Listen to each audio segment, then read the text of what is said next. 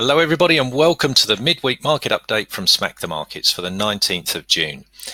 So this week is quite a big news week for the markets, and we've already seen round one between Mr. Draghi and Mr. Trump yesterday, batting the US dollar and the euro backwards and forwards. And of course, we've got looks like we've got round two coming into force today, with Mr. Draghi speaking at 3 o'clock this afternoon, and then the Fed interest rate and FOMC statement later on at 7 o'clock this evening.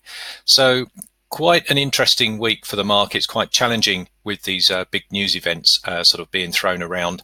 So let's go and take a look at how the opportunities that we discussed on Monday have played out and the sort of opportunities that we're looking at through the trading room for the remainder of this week.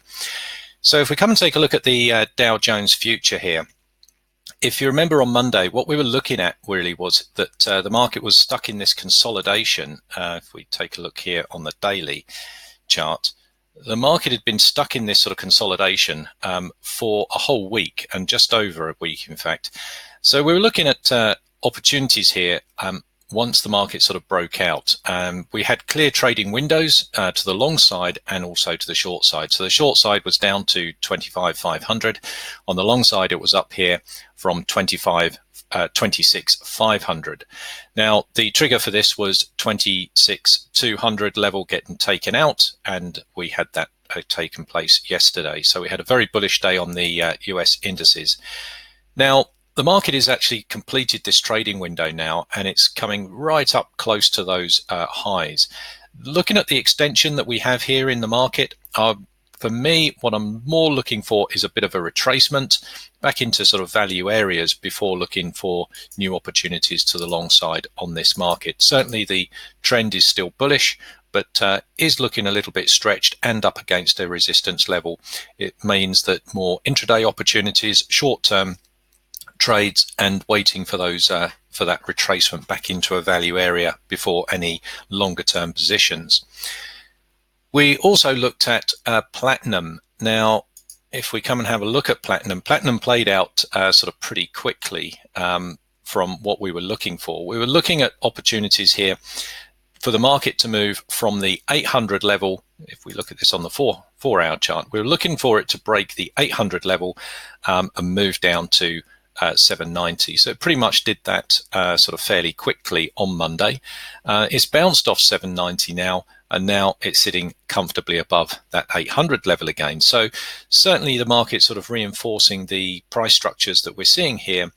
But again, the market sort of looking a little bit sort of bearish on the 800 level.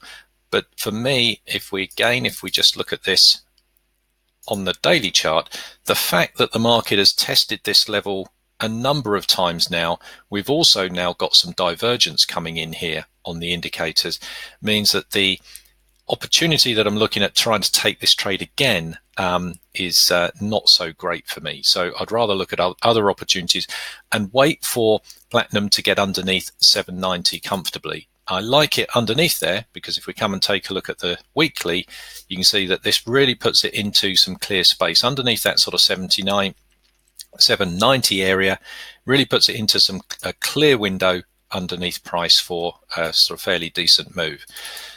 So focus on commodities sort of going forward might be better sort of placed on oil. So we're coming having a look at oil here.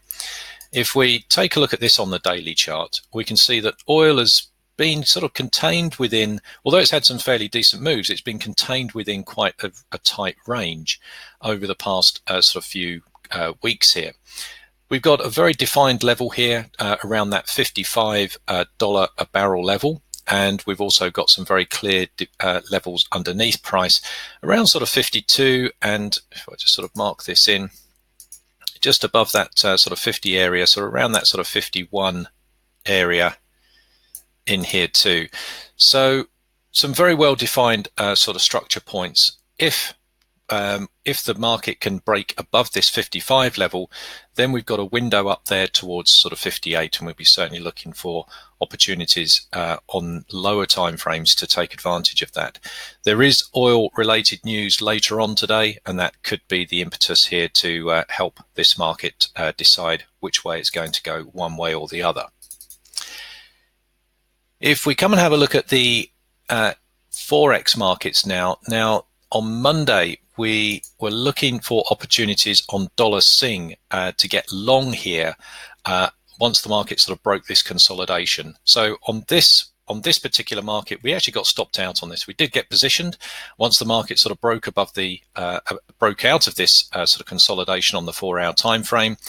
And we got stopped out sort of pretty quickly. This was again Mr. Trump speaking that completely sort of weakened the US dollar, and we saw that market come back down fairly sort of swiftly. So this market now not looking quite so clean until we get some more structure forming here. So a cleaner market is Aussie Swiss. And if we come and have a look at Aussie Swiss, you'll see what I mean. So we've got the Aussie has been weak consistently for quite a long time. It's one of the weakest currencies out there.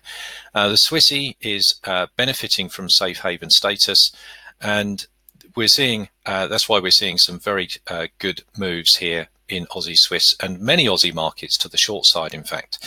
So this market nicely coming down on the weekly chart. If I sort of mark a level in there, you can see that it's sort of breaking below previous sort of areas of support.